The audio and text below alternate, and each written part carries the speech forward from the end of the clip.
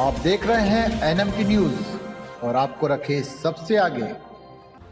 रूस यूक्रेन युद्ध, पुतिन ने ब्रिज ब्लास्ट को आतंकी कार्रवाई बताया। क्रीमिया पुल विस्फोट के लिए पुतिन ने यूक्रेन को जिम्मेदार ठहराया है। राष्ट्रपति व्लादिमीर वी पुतिन ने रविवार को क्रीमिया के रूस से जोड़ने वाले पुल पर हमले के पीछे यूक्रेन का हाथ होने का आरोप लगाते हुए इसे आतंकवादी कृत्य बताया। श्री पुतिन ने केवल 2 वाक्यों में हमले का सारांश देते हुए कहा कि इसमें कोई संदेह नहीं है कि यह एक आतंकवादी हमला है जिसका उद्देश्य रूसी संघ के महत्वपूर्ण नागरिक बुनियादी ढांचे को नष्ट करना है। लेखक, कलाकार और ग्राहक यूक्रेन की गुप्त सेवाएं हैं। श्री पुतिन की पहली टिप्पणी केच स्ट्रेट ब्रिज पर शनिवार को विस्फोट के बारे में थी, जिसने दक्षिणी यूक्रेन में लड़ रहे रूसी सैनिकों के लिए सबसे महत्वपूर्ण आपूर्ति लाइन को बाधित कर दिया और क्रेमलिन को एक शर्मनाक झटका दिया, क्योंकि उसे युद्ध के मैदान में लगातार नुकसान का सामना करना पड़ रहा है और इसकी आलोचना बढ़ रही है, जिन्होंने बार बार रूस पर यूक्रेन में नागरिक बुनियादी ढांचे को निशाना बनाने का आरोप लगाया है।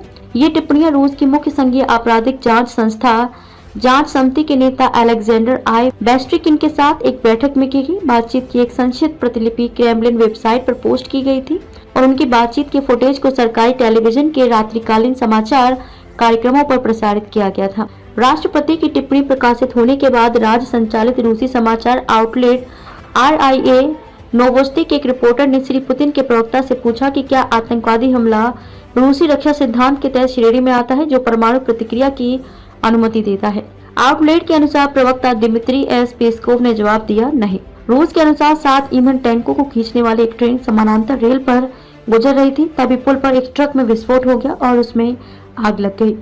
यदि वह समय जानबूझकर किया गया था तो ये तो या तो भाग्य था या ऑपरेशन के लिए उचित स्तर के परिष्कार का सुझाव देगा।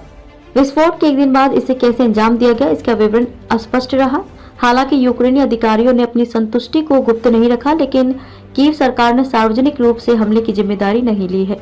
लेकिन एक वरिष्ठ यूक्रेनी अधिकारी जिन्होंने विस्फोट पर चर्चा करने पर सरकारी प्रतिबंध के कारण नाम न छापने की शर्त पर बात की, उन्होंने पुष्टि की कि बमबारी के पीछे यूक्रेन की खुफिया सेवाएं थी और कहा कि विस्फोटकों को एक ट्रक पर लादा गया था जिसे पुल पर ले जाया गया और विस्फोट कर दिया गया।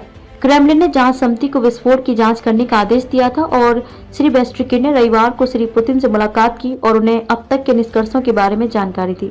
श्री बेस्ट्रिकिन ने श्री पुतिन को बताया कि पुल तक पहुंचने के लिए विस्फोटक से भरे ट्रक का मार्ग स्थापित किया गया था। यह बुल्गारिया, आर्मेनिया, जॉर्जिया, उत्तरी ओसेशिया के रूसी नियंत्रित जॉर्जियाई क्षेत्र और फिर रूस के क्षेत्र क्रास्नोडोर में चलाया गया था, क्रीमिया प्रायद्वीप से जुड़ा हुआ।